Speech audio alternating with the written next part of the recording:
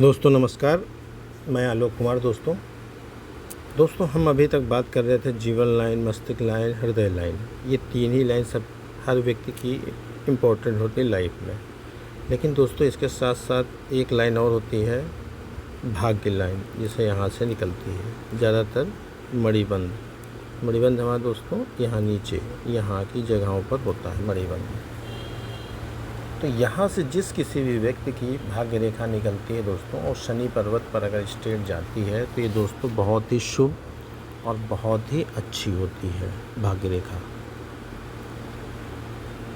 यदि दोस्तों किसी की भी ये जीवन लाइन से, अगर किसी की जीवन लाइन से उठती हुई ऐसे अगर कोई भाग्य रेखा जाती है और यहाँ से अटैच है, इस जगह से आप देखेंगे अटैच है, कोई भाग्य रेखा ऊपर जाती है, तो ऐसे जातक आरंभ से ही अपने कर्म, समझ रहे हैं, ये अपने कर्म के हिसाब से ही धन अर्जित कर पाएंगे।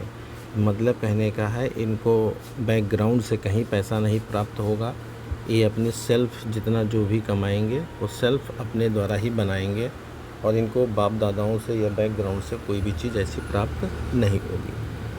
अगर दोस्तों किसी की भी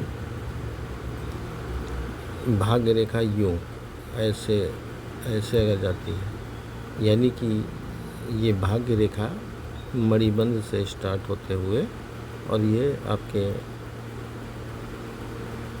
जीवन लाइन से अटैच होते हुए अगर जाती है, इस केस में दोस्तों अगर टच भी होती है, तो ऐसे लोगों का प्रारंभिक जो जीवन होता है, स्टार्टिंग फेज़ जो जीवन होता है, ये सगे संबंधियों की इच्छाओं पर निर्भर होता है।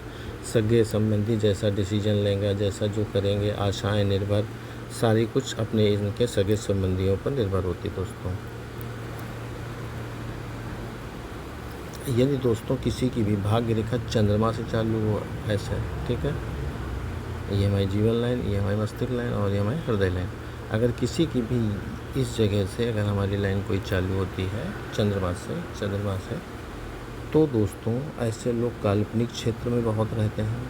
कल्पना ही इनको सक्सेस और सफलता की तरफ ले जाती है। दूसरों पर ये दया बहुत करते हैं और हर कार्य में बड़ा रुचि और कार्य से करते हैं।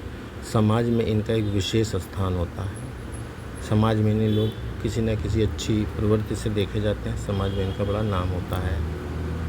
यदि दोस्तों किसी की भी भाग्य रेखा ये देखिए भाग्य रेखा यहाँ से आए,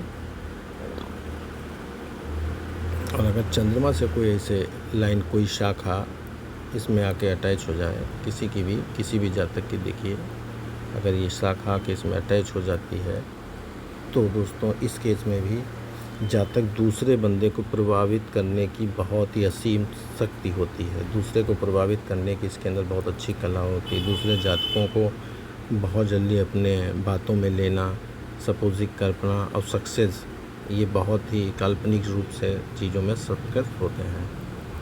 अगर दोस्तों किसी महिला की दोस्तों ये जीवन लाइन और ये मस्तिष्क लाइन और ये हृदय लाइन, अगर किसी की भी दोस्तों ये भाग्य लाइन के साथ अगर कोई लाइन ऐसे अटैच साथ अगर ऐसे दोस्तों चलती हुई कोई जाए किसी भी महिला की, तो दोस्तों ऐसी महिला का विवाह बहुत ही उच्च घराने में होता है, किसी धनी परिवार में होता है, जिसकी मदद से बहुत ही लोग सफल भी होते हैं, और ये बहुत ही उच्च परिवार में विवाह का योग को भी बताता है ऐसे का। यदि दोस्तों किसी भी जातक का भाग्य रेखा जाते जाते शनि पर इसका जाना मेन होता है दोस्तों, ठीक है। यदि अगर किसी की भी शनि पर न जाके बृहस्पति पे चले जाए, तो बृहस्पति के गुण उसमें एंटर होते हैं। अगर सूर्य पे जाती है तो सूर्य के गुण उसमें आ जाते हैं, और अगर बुध पे जाती है तो बुध के। तो इसी प्रकार से दोस्तों सारे हमसे होता है।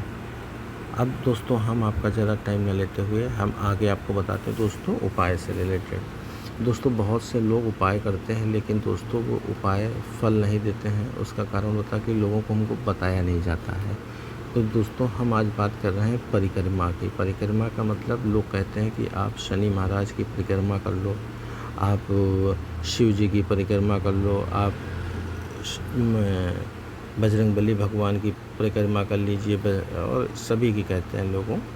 तो दोस्तों हम किसकी परिक्रमा कितनी करें इसकी जानकारी होनी चाहिए। तो दोस्तों हम आपको बता रहे हैं, अगर दोस्तों किसी भी हम शनि महाराज की अगर हम परिक्रमा करेंगे तो आप हमेशा याद रखिए कि 7 टाइम्स हमको फेरे लेने होते हैं। इसके 7 टाइम्स पीपल का या शनि महाराज का कोई भी अगर हम परिक्रमा करेंगे शनि से रिलेटेड तो उसको हम 7 बार ही करेंगे। ठीक है दोस्तों।